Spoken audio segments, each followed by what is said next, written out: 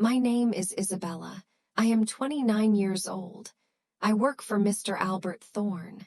He is the CEO. I am his new secretary. This is my biggest job. I feel very nervous every day. My life is quiet. I live in a small apartment.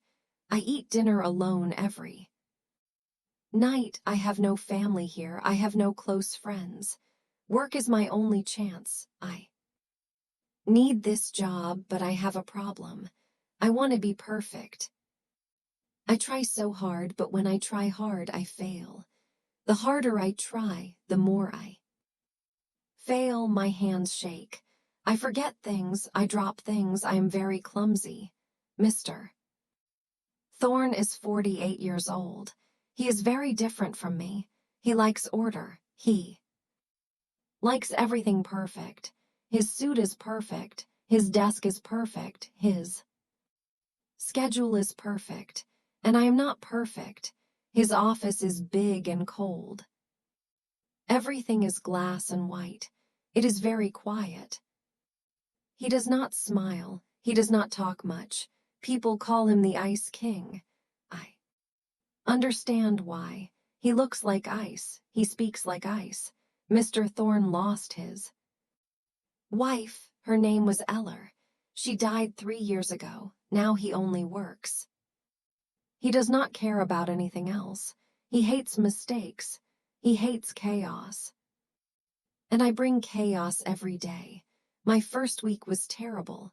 On Monday I brought him coffee. My hands shook. I was so nervous.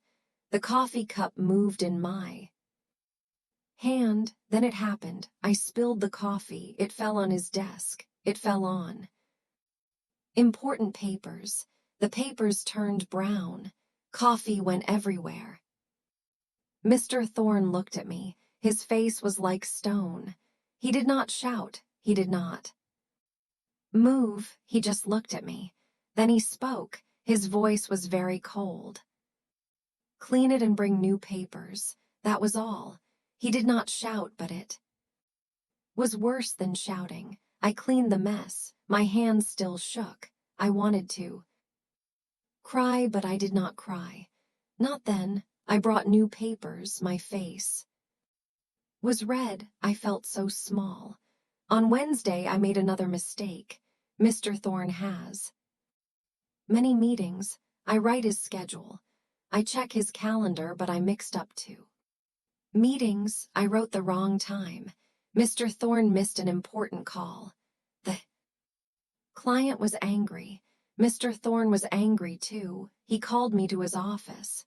Miss Evans, he said. His voice was ice. You missed the Chen call. That call was very important. Can you do your job? I could not speak. I just said sorry. I said sorry many times. He looked at me for a long time. His eyes were cold. Then he said, go. I went to the break room. I was alone. Then I cried. I cried hard. I put my face in my hands. He will fire me. I thought I know it. I am a failure. I cannot do anything right. I thought about my small apartment. I thought about being alone again. I thought about losing this job. I had no other options. I needed this job. This was my only chance. But Mr. Thorne did not fire me. Not that day. He just stopped talking to me. He only spoke when he needed something. He looked at me like I was a problem. And I was a big problem. Every day I woke up scared. Every day I went to work. Every day I tried to be perfect. And every day I failed. I spilled things. I forgot things. I said the wrong words. Mr. Thorne just watched me. His face never changed. He was made of ice. And I was just a clumsy girl. I did not belong in his perfect world. I was sure of one thing. He would fire me soon. Very soon, 2 weeks later. Mr. Thorne called me to his office. I walked in slowly, my heart beat fast. "Yes, Mr. Thorne," I said. He looked up from his papers. "Miss Evans, I need you to book a trip. I go to London next week. This is very important. I meet big investors there, the biggest meeting of the year." My hands went cold. A big trip, big investors. This was very important. I could not fail, not this time. I need a flight on Tuesday morning. He said, "Book the CV hotel, write everything down. Do not make mistakes." His eyes looked at me. They were hard. "Do you understand?" "Yes, Mr. Thorne," I said. "I understand." I went back to my desk. I sat down. My hands shook. "You can do this," I told myself. "Just be careful, just check everything." I opened my computer. I found the flight. Flight BA2. 12 morning 9:00. I wrote it down. I checked it, then I booked it. I felt sick. My stomach hurt. Then I booked the hotel. The CV hotel, 3 nights. I wrote everything down on paper. I checked it again and again and again. 5 times. I checked everything 5 times. Flight BA 212. Tuesday 900 a.m. the CV hotel. I said the words many times. I looked at the paper. I looked at the screen. Everything was right. I was sure. This time I was sure. I gave Mr. Thorne the papers. "Everything is ready, Mr. Thorne," I said. My voice was small. He took the papers. He did not look at me. He just said, "Good." That was all. Tuesday came. The day of the trip. I woke up early. I felt better today. I did it right. I checked everything 5 times. Mr. Thorne would go to London. He would meet the investors. Everything would be fine. I went to work. I made coffee. I did not spill it. I sat at my desk. I smiled a little. Maybe I was not so bad. Maybe I could do this job. Then my phone rang. It was 10:00. I picked it up. "Hello," I said. "Miss Evans." The voice was ice. It was Mr. Thorne. My heart stopped. "Mr. Thorne, are you okay?" I asked. "Where is my flight?" he said. His voice was so cold, so angry. "Your flight. It leaves at 9:00 a.m., I said. I did not understand. "It is 9:00 a.m. now," he said. "I am at the airport, but my ticket is for tomorrow, Wednesday, not Tuesday." The world stopped. My heart stopped. I could not breathe. No, no, no, this could not be true. "What?" I said. My voice broke. "You booked the wrong day," he said. Each word was ice. "My meeting is in 3 hours in London. I cannot go now. The deal is lost. Mr. Thorne." I could not speak. Tears came to my eyes. "Be in my office when I get back," he said. Then the phone went quiet. He hung up. I put the phone down. My hands shook. I could not stop shaking. I started to cry. Big tears fell down my face. I looked at my papers. Tuesday. I wrote Tuesday, but I booked Wednesday. The biggest mistake. The worst mistake. I ruined everything. I went to my desk. I took my things. I put them in a box. Photos. A plant. My cup. I was finished. Mr. Thorne would fire me. I knew it. This was the end. I waited in his office. I sat in the chair. I could not stop crying. My eyes were red. My face was wet. I held the box on my legs. I waited for 2 hours, 2 terrible hours. Then the door opened. Mr. Thorne walked in. He looked so tired. His face was angry. His eyes were hard. He saw me sitting. There he saw the box. He saw my tears. He stood there. He said nothing. I could not wait. Mr. Thorne, I said, my voice broke. I am so sorry. I am so sorry. I will pack my things. I am a failure. I know it. I cannot do anything right. He looked at me. He looked at my face. I was 29 years old. I was crying like a child. I felt so small, so stupid, so broken. He closed his eyes. He took a deep breath. Then he spoke. Stop crying, he said. His voice was still hard, but something was different. The anger was less. Go home. I looked up. What? I said, go home, Miss Evans. You are not firing me. I could not believe it. He walked to his desk. He sat down. He looked so tired. I lost the client, he said. Firing you will not bring them back. I am too tired to fire you. Just go. We will talk tomorrow. I could not move. I could not understand. He should fire me. I wanted him to fire me. It would be easier. But he said no. He said go home. But I started go, he said. He did not look at me. Please, I stood up. I took my box. I walked to the door. I stopped. I am sorry, I said again. My voice was very small. He did not answer. I left. I went home. I cried all night. I did not understand. Why did he not fire me? It made no sense. I ruined everything. The biggest meeting of the year, lost because of me. But he let me stay. Why? I could not sleep. I just thought about his tired face. His tired voice. I am too tired to fire you. What did that mean? I did not know. I was confused. I was scared. But something felt strange. Something felt different. For the first time, Mr. Thorne felt like a person, not ice. Just a tired, sad person. Tomorrow I would go back. Tomorrow we would talk. I was so scared. But I had to go. I had to face him. I had to try one more time. The next morning I went to work. I felt like a ghost. I walked through the door. People looked at me. They knew. Everyone knew about the mistake. I heard whispers. I kept my head down. I sat at my desk.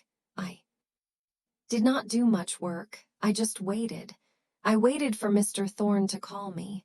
I waited to be fired. The hours passed so slowly. Every minute felt like an hour. Lunch came. I did not eat. I could not eat. My stomach was closed. I just sat there. I looked at my computer screen. I saw nothing. The afternoon came. Still nothing. Mr. Thorne did not call me. He did not come out of his office. The door stayed closed. I waited and waited. 5:00 came. People started to leave. They took their bags. They said goodbye. I stayed at my desk. I could not leave, not until he called me. At 6:00, the office was empty, just me and Mr. Thorne behind his closed door. Then I heard his voice. Miss Evans, come in. I stood up, my legs shook. I walked to his door. I knocked softly. Come in, he said again. I opened the door. I walked inside. Mr. Thorne sat at his desk. He looked tired, very tired. His tie was loose. His jacket was on the chair. I had never seen him like this. He looked human. Sit down, he said. I sat down. I put my hands on my legs. I did not look at him. Why did you make that mistake? He asked. His voice was tired, not angry, just tired. I did not know what to say. I opened my mouth. Then I closed Then I spoke. The truth came out. I was so scared of failing. I said my voice was very small, so I failed. I checked everything 5 times. I checked and checked, but I was just scared. I am always scared. He looked at me. Really. Looked at me, not like before. This was different. He saw me, not just the clumsy secretary. He saw the scared girl inside. He was quiet for a long time. Then he spoke. My wife, he said. His voice was soft now. She was like that. I looked up. He never talked about his wife, never. She tried so hard to be perfect. He said, for everyone. For me, for her family, for her friends. She worried about every small thing, every little thing. It made her so tired. He looked at the window. His eyes were far away. She could not stop worrying. She could not stop trying, and it made her sick. I did not speak. I just listened. This was the first time. The first time he was not the Ice King. He was just Albert, a man who lost someone, a man who was sad. He looked back at me. I will not fire you, Miss Evans, he said. I could not believe it. But the deal, I said. You will fix this. He said, you will call the client. You will apologize. I will help you write the email, and I will teach you. I will teach you how to check details properly, how to stay calm, how to organize. Tears came to my eyes again, but not sad. Tears, different tears. Thank you, I said. Thank you, Mr. Thorne. Call me Albert, he said. Then he stopped. No, at work still Mr. Thorne. But just know, I am not angry anymore. The next week was different. Mr. Thorne started to teach me. Every morning he showed me his system. How to make a list, how to check the list, how to use colors, how to set alarms.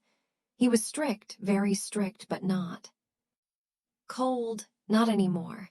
His voice was different, firmer, but kinder. I still made mistakes. One morning I brought him coffee. I tripped on the carpet. The coffee flew up. It landed on his schedule. Brown liquid everywhere. Again, I froze. Oh no, I said, I am so sorry. He looked at the coffee. He looked at me. Then he did something strange. He sighed. He opened his drawer. He took out a napkin. He gave it to me. You are chaotic, Miss Evans, he said. I know, sir, I said. My face was red. I felt so ashamed. But he said. He stopped. He looked at me.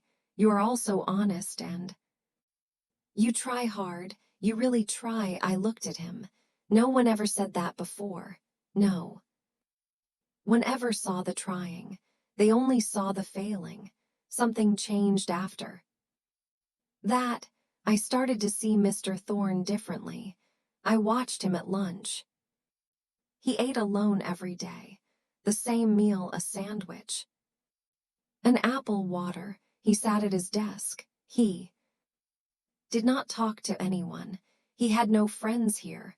No one came to his office just to talk. He was alone just like me. One day I brought him tea instead of coffee. He looked surprised. I thought you might want tea today, I said. It is cold outside. He looked at the tea, then he looked at me. Thank you, Miss Evans, he said. His voice was soft, almost warm. You are welcome, Mr. Thorne, I said. I smiled a little. He smiled back. Just a small smile, but it was there. The ice was melting slowly. Very slowly, but it was melting. 3 weeks passed. Things were better. Mr. Thorne and I worked together every day. He taught me. I learned. I still made mistakes, but fewer mistakes now. Smaller mistakes. One afternoon, Mr. Thorne had a big meeting. Many executives came. They sat in the conference room.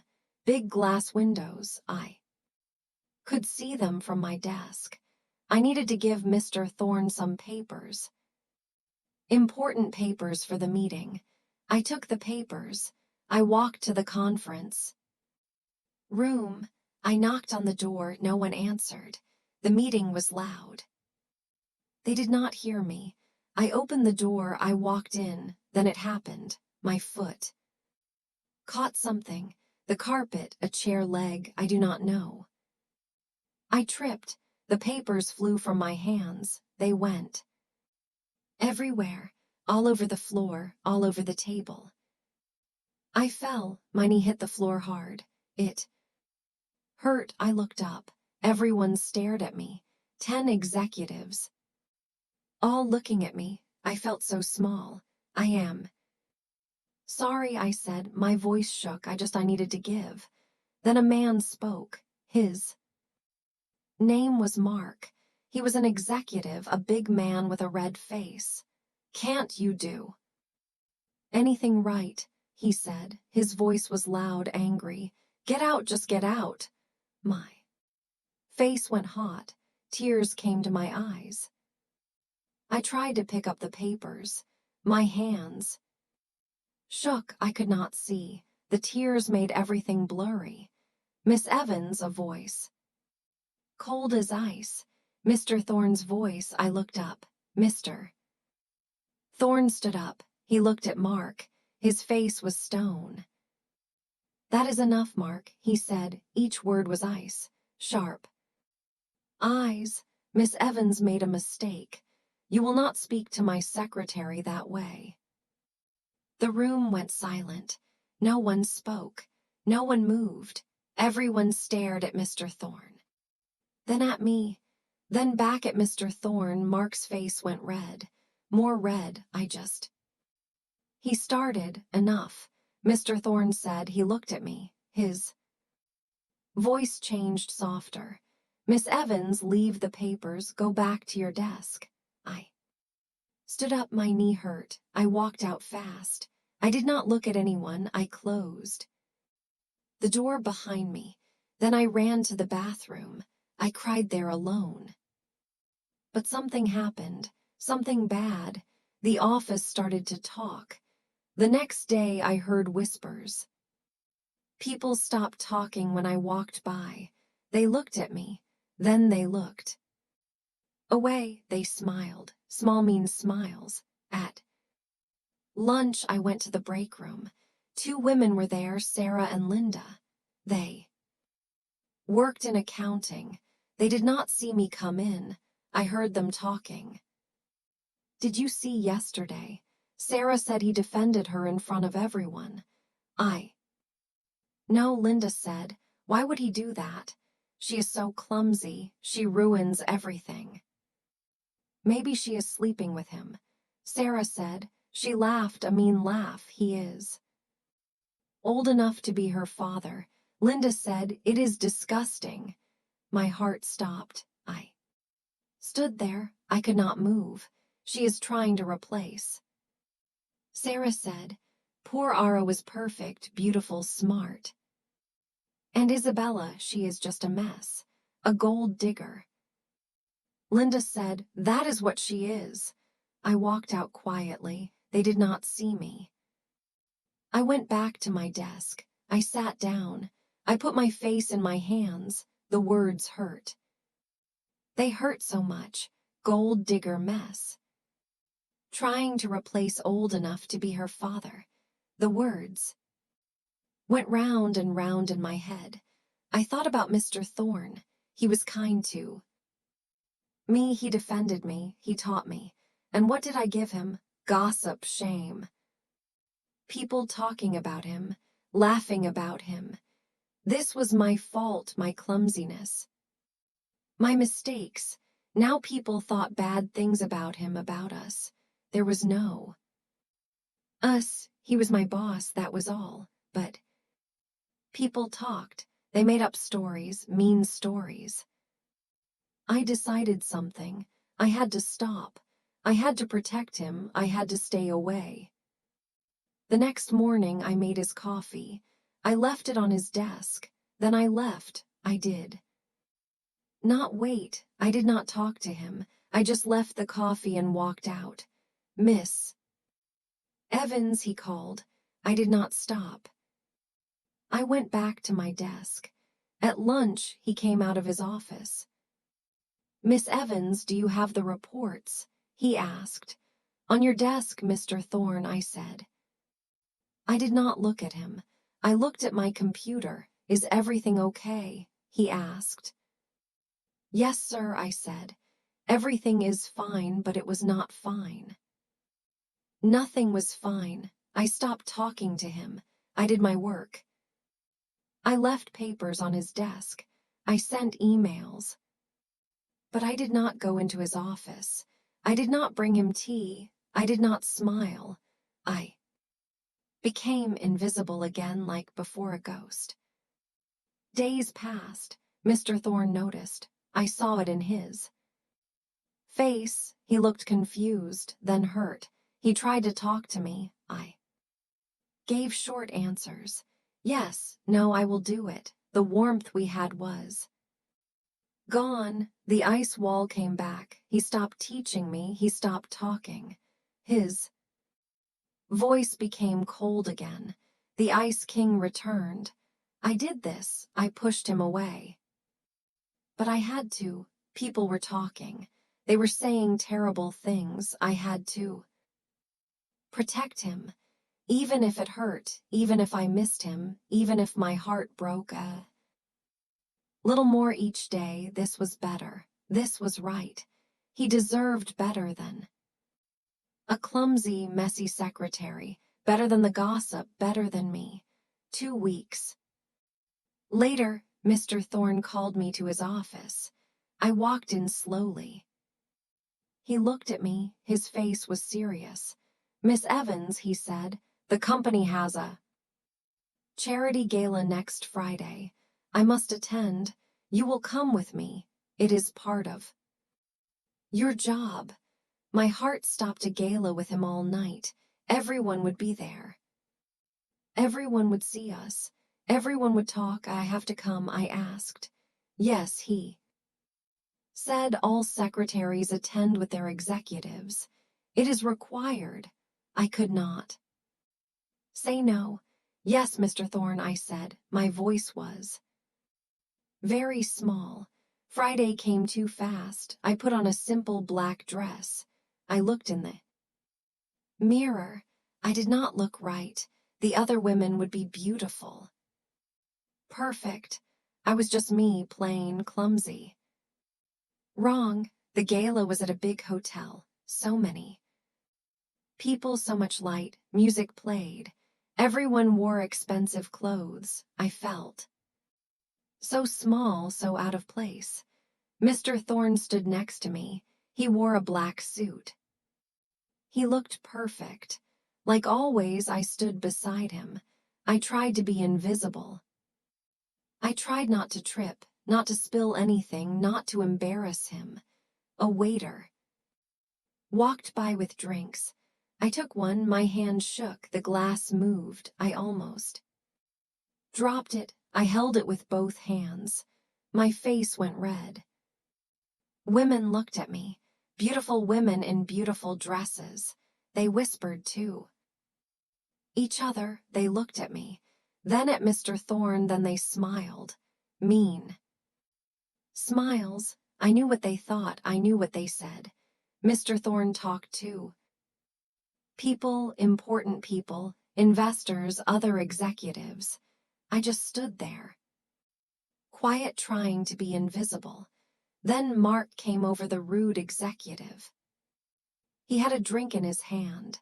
He smiled at Mr. Thorne. Albert, he said, nice speech earlier. Thank you, Mark, Mr. Thorne said. His voice was cold. Mark looked at me. His smile grew bigger, meaner. Just make sure your assistant does not trip on her. Way to the car, he said. Some people heard, they laughed, small laughs, quiet. Laughs, but I heard them. Each laugh was a knife. I wanted to disappear. I wanted the floor to open. I wanted to run away. Mr. Thorne put his glass down slowly. He looked at Mark. His face was stone.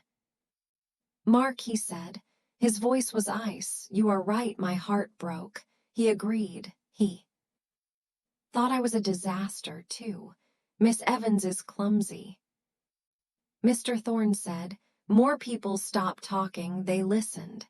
She books flights on the wrong day. She spills coffee. She is probably the most disorganized secretary I ever had. Tears came to my eyes.